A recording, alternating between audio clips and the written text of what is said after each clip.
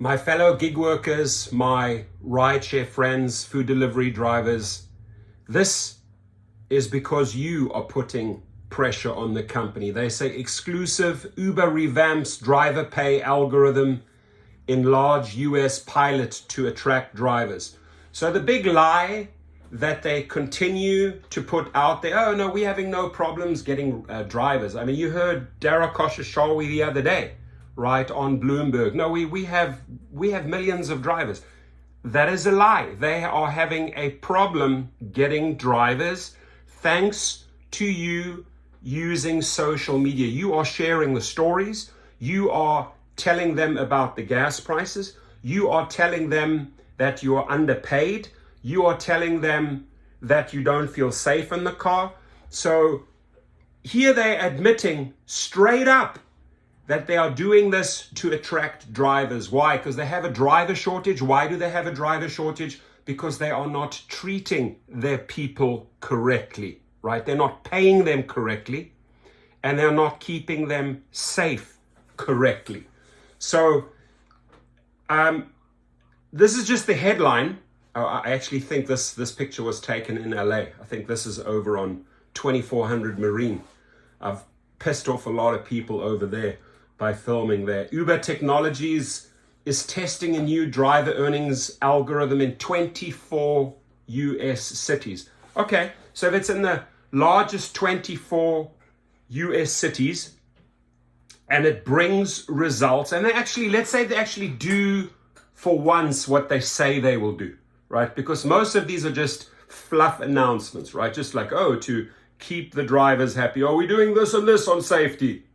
No, you're not IDing the riders. You're not putting pictures up. You know, you've made a lot of grandiose promises out there, but, you know, those are just usually press releases or things that they say to temporarily keep us quiet and temporarily keep us happy, right? So by actually doing, if people start reporting, wow, I saw my earnings going up. Wow, for the first time, I've actually seen a rider's picture and his name, not some like, you know, little short abbreviate name, Mickey Mouse or Skanko or Ghetto Thug, right? We don't want any of that. We want the real deal. We want to know who's in our car, just like they want to know when they're getting into our car. Who is that guy? Who is that girl? I want to see, oh, let me check my phone, right? Oh, yeah. That's the picture, that's the name, or that's the number plate, right? So you're getting all that data from us. Well, guess what? We're expected the same way from you, right? So only when they actually start doing things and drivers and delivery drivers start reporting on positive change can we start believing. Because I have seen nothing of all their safety promises. That's why we are striking big time on St. Patrick's Day. And I'm going to make another live video about that right away, right after this, right? But I want to see what the promises are. And again, these are promises right now for 24 cities to actually see it happen. And again, oh, it's a pilot project, right? So what if they don't like the results of the pilot project? Do we go back, you know, do we go back to ancient times where you pay us nothing again? Or will you actually see that by paying drivers well, and for example, allowing drivers to see the destination, right? Are you getting more trips? Are you getting more drivers on board? Are you seeing a change in the social media towards happy drivers that are reporting, oh, my earnings are going up? Right now, we have not seen that. It's exactly the reverse trend. And when you have that reverse trend in this economy, people like, look elsewhere. Hey, I'm not happy with this. I'm going elsewhere. So this is what's really going on with Uber right now. The big lie is when Dara Khosrowshahi comes on in his little introverted way. He can't even connect with the public or media, all little shy, little scared little sheep, right? Meh, meh. And he goes out and says, no, we have enough drivers. No, you don't, Dara. That's why you wouldn't be trying to implement this in 24 cities. Don't stop bullshitting us all the time. We're a little smarter than you, right? But at least we're street smarter. We may not have the same education from the same universities, but I can tell you, the majority of these millions and millions of drivers are far, far street smart. And guess what? They can actually go on the street and drive around on the street without having to look behind them and worry, oh my God, am I going to get shot, right? Because you're driving around with a $2 million security posse that's keeping you safe. You know, we live on the street, and we would do better on the street if you paid us well and if you kept us safe. Then we'd love to get into our cars and put more hours in, make more money for you, make more money for us. It's got to be a win-win situation. It's not that difficult to figure out there, Mr. CEO. But okay, so the changes which are currently in pilot programs mark the most wide-ranging updates to Uber's driver pay algorithm in years, and come at a time when the company is still trying to win back drivers. Thank you for speaking the truth, Reuters. They're trying to win back us drivers. And I'm going to ask you the simplest of simplest questions. How do you win back drivers, Mr. CEO or Mrs. CEO? How do you win back drivers? You respect them, you treat them well, you give them a voice on the table, you make sure that they're kept safe in their cars, and most importantly, this, right? We love these things, right? If we see more of these type of notes, right? These ones, if we see more of these type of notes at the end of the week, guess what? We'll be happy. We'll be driving for you, right? But when it's the opposite, that $100 note is sunk into gas and I'm not seeing any profits, especially with the gas prices right now going through the roof because of the craziness in Russia and Ukraine, right? We at the pump, we paying the price. You're not compensating that. You're not compensating us for that. So drivers have long demanded, and this is you've long demanded this, and and I can tell you something, you have done a fantastic job in social media, gig workers. You guys have done a fantastic job. And I mean that. You have brought the battle to these companies on social media by showing them, hey, I'm not working for this anymore, or this is going on, and you're putting it out there, you're tweeting it, you're Facebooking it, you're YouTubing it, you're Instagramming it, right? And that is what puts the pressure on companies and makes their image look like public things like, why do these people work for a bunch of fools like this, right? What are these companies doing to these drivers? And then we start getting sympathy from the public, right? And from our sympathy from our riders. And they start understanding where we're coming from. Why? Because we are sharing the horror stories. And we have to keep on sharing the horror stories until the tide turns. Until we can say, hey, you know what? I have noticed a really good 10, 15, 20% increase in my weekly earnings. And you start feeling good about yourself. You don't feel good about yourself when you're pumping $6 gas in your car and the company is charging the rider more and paying the driver less. You don't feel good at that moment. So drivers have long demanded the ability to see the fare and destination before accepting a trip, but Uber has resisted, right? They fought us, but we fought back and we fought back and we fought back, saying it could. Now I don't like this word could. I would rather hear the word it will. We could do that. No. Rather like, hey, we will do this, this, and this. And you will see the results play out in the next 1 or 2 months, right? So this wording, I'm not too happy about it. Obviously, they have supplied this press release to Reuters, right? So, okay, publish this for us. This comes from them.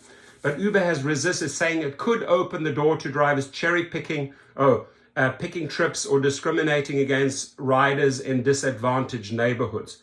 Look, cherry picking is going to keep on happening, Mr. CEO.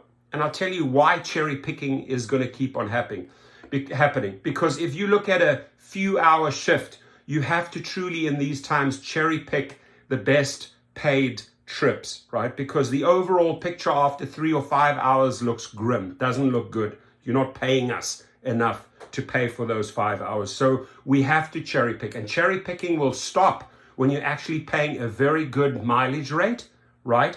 Then people say, well, I don't have to pick that trip. I'm gonna go out because I'm earning more per mile and I'm gonna do more trips, right? So I'm telling you, this formula that they try to impose on us has backfired so horribly with their algorithms, right? And again, they cannot be surprised that we cherry pick or only drive in certain surge times or only drive on certain evenings when we make money. They cannot be surprised by that, right? But they have the power to change it. Only they have the power to make the changes to the algorithm. I say straight up, pay the people a really good mileage rate, a really good per minute rate. Let them earn, and they will go out there and they will satisfy all your customers because they are earning, right? And instead of like putting those additional fees that you're charging to the rider and pissing them off, right? Let them pay a decent amount. They know where their threshold is. But those monies that you're overcharging them or that you're adding on to the rider's fees got to come our way, right? It's got to come our way. You got to create a win-win-win situation. You need happy riders on the platform that say, okay, I'm willing to pay that. You need happy drivers on the platform that say, hey, I'm willing to drive for that, for those mile rates, right? And you need a company say, hey, we're making more on the bottom line now because we're satisfying all the parties. But Uber already has a similar program in California launched in the wake of 2020 state battle over gig workers' rights to prove its drivers are independent contractors. But the company said its latest fair pilot in the United States was not related to gig worker regulation. The test has been rolled out in cities across Texas, Florida, and the Midwest, where gig workers reforms are not on the agenda. Oh, I see. Okay. Here we go. So the test has been rolled out in cities across Texas, Florida, and the Midwest, where gig worker reforms are not on the agenda. So when they choose not to try and reform a state, right, because they may not win or they may fail in Texas or Florida, they don't want to roll in there and spend too much money. They'll say, okay, we'll do this to keep the drivers happy. But where they have already steamrolled in California and Massachusetts and those areas, guess what? We don't have to roll out this program. So there's again that one line. We'll have to see how this plays out in 24 cities, but this just shows me is double standards, right? This is not 24 cities selected around the country or overseas. No, it's in specific areas, right, where gig worker reforms are not on the agenda. That saddens me. Gig work is very competitive, not just with Lyft, but other platforms, and we think this feature really enhances our platform's competitiveness versus others, said Dennis Sinelli, Uber's head of mobility in the United States and Canada. And Dennis, do me a favor, pull that head out of your ass, wipe the shit out of your eyes, right, and start implementing something that makes sense on a national level, right? Now you obviously, again, the word there, you have an agenda in specific states. No, this has to be done to all, right? Otherwise, you'll never ever win the social media battle against gig workers. They will pound you. Your stocks will never recover. They will always stay the same because the people don't have the faith to invest in your company. So unless you start operating and doing things on a national level, Dennis, I'll tell you right now, that shit is going to remain in your eyes and you're going to have a very blurry vision. Bottom line. Sinelli said pay changes at this point would not impact consumer prices, adding the changes on financial features. Uber declined to comment on the financial impact of the changes for the company, which could mean it has to incur higher costs for short trips. They're going to have to do that anyway. They are going to have to incur higher cost for short trips. Why? Because they are losing drivers. Drivers are not willing to drive for pennies, Dennis. And once you wake up and drink your coffee and understand that formula, it's not a very difficult formula, that you need to implement this nationally and that you have to start paying people, right? And yes, your bottom line initially might take a little bit of a hit, but over the long term, this is the only formula where your company will succeed and stay in business and stay competitive and actually see the stock price going up, right? You got to be able to make some adjustments. You've squeezed, and it has backfired on you, Dennis. Providing drivers with upfront pay details meant the company also had to reduce earnings for longer trips to prevent drivers from avoiding short rides. Oh, so another thing here, Mr. Sinelli. So, okay, so you give to the one, but you take away from the other. You see how they roll here, right? So on longer trips, guess what? We're going to take back a little bit, and we're going to pay more on the shorter ones. So it's just not genuine, right? It's just not a genuine improvement for all drivers nationally. There's always this hidden agenda. As I read this, these hidden agendas become very, very apparent to me. Oh, selective states only because they have agendas, and then taking away from the longer trips and giving to the shorter trips. You're just transferring. You're not creating value. You're just transferring your value. You're diminishing over here to give over here. And you think that again is going to work. The only thing that will work is if you do an umbrella blanket approach and start treating and paying drivers better. And make sure you actually care for their safety and spend some money on their safety. Driver responses were mixed. I'm not surprised they are mixed. My driver response now after reading this is not good. Don't let me be vocal on this video. I'm going to just rather hush here. But my response right now is not great. When I've read up to this point, it's the first time I'm reading the article. The headlines got me all excited. The headlines, believe me, when you saw this video, be honest here with me. When you saw the headline, I'm going to put that headline in. You thought, oh, wow, it's happening. As we read it, as you get to this point in the video on the 16-minute mark, now my feelings are mixed. They have an agenda. It's the typical Uber and Lyft BS served on a cold plate, my friends, right? My earnings are already destroyed by high prices for gas, and now Uber is taking even more money away from me on long trips. Thank you, Kevin Hernandez. Now, Kevin Hernandez is a Houston driver, and he's nailed it. He says it as it is. He understands. He's on the street. He understands the lingo. He is dialed in, right? Say it as it is, Kevin Hernandez. 2 thumbs up from me, right? Because he says, oh, yeah, I get it. So they're not going to compensate us from the high gas prices, and they're going to punish me on my longer trips now. They're going to take away there to pay the shorter trips. Kevin ain't having it.